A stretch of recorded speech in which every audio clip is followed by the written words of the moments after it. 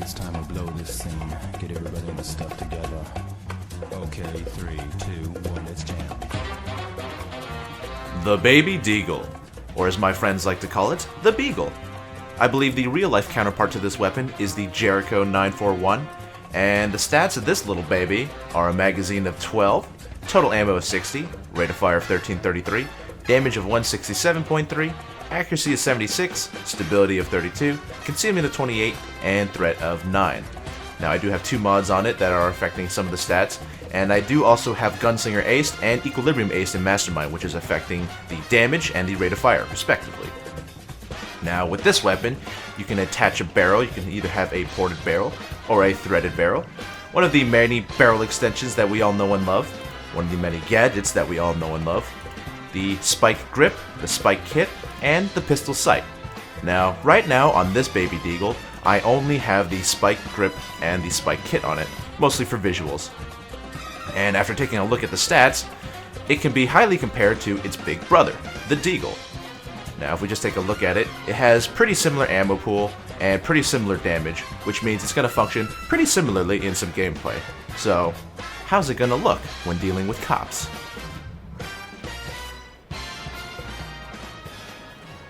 This weapon is deceivingly powerful, and what I mean by that is not really the stats, but just the visual look of the gun itself. I mean, for the most part, this pistol looks tiny in your hands, and you instinctively feel like you should use it like a Gruber, or a Shimano, or an Interceptor. But it doesn't handle that way at all. It hits like a truck, and it doesn't have enough ammo where you can be all spammy with it. So, for the most part, the handling of the weapon is above average. With the mods I have on this weapon, it has decent accuracy and decent stability, but nothing really to write home about. You'll be able to hit most snipers just fine, and the recoil isn't unmanageable. Right now, I have the spike kit and grip modded on the gun, simply because it makes the gun look badass as hell, in my opinion. And I didn't put any flash hiders or suppressors on this gun at the moment, to pay homage to a certain space cowboy.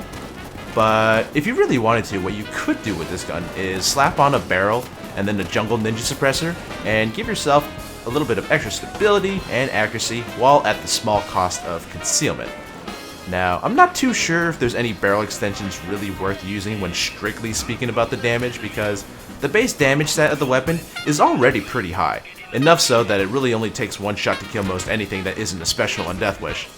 I think tan guys will need 2 shots to kill, and things like cloakers and tasers will need 3. And that's really being said without having the extra damage from Gunslinger Aced and Mastermind. So, for that reason, I figure you might as well pick up something that just increases your accuracy or stability instead.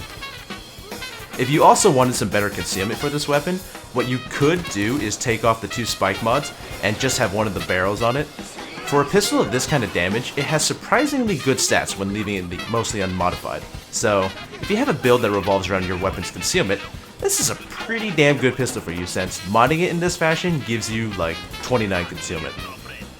This weapon is truly a pocket sniper, perfect for anyone that wants a strong backup you can reliably use for really any build. One of the best things in my opinion is the lack of need for a certain mastermind skill.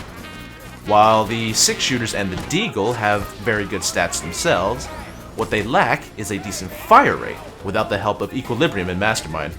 This pistol, unlike those, has the capability of shooting much faster without the proper skill setup, making it ideal for killing tankier specials, especially bulldozers.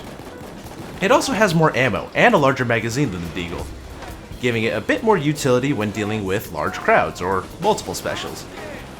Of course, this is at the trade-off of a little less damage than the 6-shooters, and with the Deagle itself, while it may have better fire rate and ammo than its big brother, it also has less accuracy overall, meaning for people like me that love to hip fire a lot, it's not going to be as reliable as the Deagle.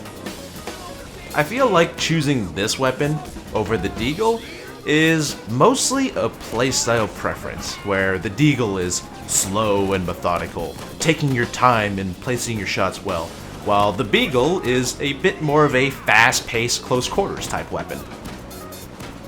I don't know if the slight damage difference in this gun and the Deagle actually makes a difference, but I know that when you slap on Gunslinger with this pistol, you cut down the amount of shots you need to kill specials on Death Wish by 1. So instead of 3 shots, you only need 2 shots to kill both tasers and cloakers.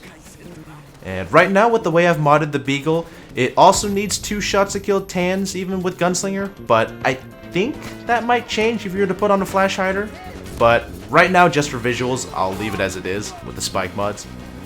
So, with the recent weapon rebalancing changes, I don't even really know how each weapon works anymore, so I mean, it's mostly just up to you to play with it and see if it feels right.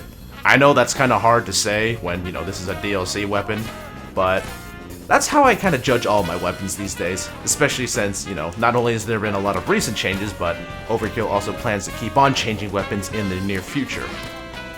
This is also kind of why I haven't done any builds recently, but that's a story for another time. Anyway, overall, I feel like this is a very strong weapon, and while it does serve its purpose well, I'd be hard-pressed finding a reason to use this over one of the 6-shooters, like the Bronco or the Mateva, since that damage gap is actually a big difference on Death Wish, whereas the damage gap between the Beagle and the Deagle is negligible.